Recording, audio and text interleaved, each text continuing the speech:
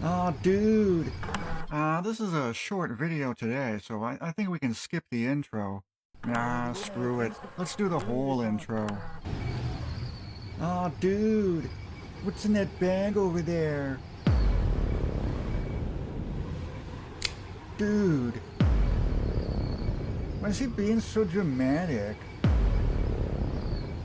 Dude, just open it already, for crying out loud.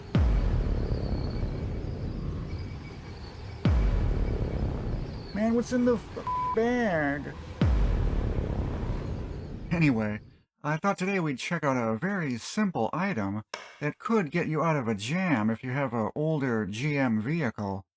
For some reason, the top men at GM Corporation designed their heater cores to use two different size hoses. That means if your heater core springs a leak, you can't just splice the hoses together and bypass the core.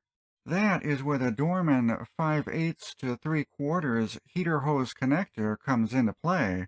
You just cut the two hoses going to the leaky heater core, and instead splice the ends together with this adapter, letting you bypass the heater core, taking it out of the loop, and getting you back on the road within minutes. And of course you will need a couple of hose clamps, but that's it. It's an especially important item to keep in your kit if you're ever picking up an old vehicle that hasn't been run for years and you have to drive it home. These are like $8 on Amazon, but there are knockoff brands too that are cheaper, and you can probably find the Dorman cheaper at your local AutoZone. It'll be in that help section. And I'm sure this works on other brand vehicles too. I pretty much refuse to work on any vehicle made after like 1995, so I don't know if they're still doing the two different size hose thing, but it wouldn't surprise me if they were. And I'll also mention that on some cars with air conditioning, it will have a mechanical bypass valve from the factory, and assuming that valve hasn't seized up after 40 years and it actually still works, sometimes kicking on the AC will bypass the heater core too.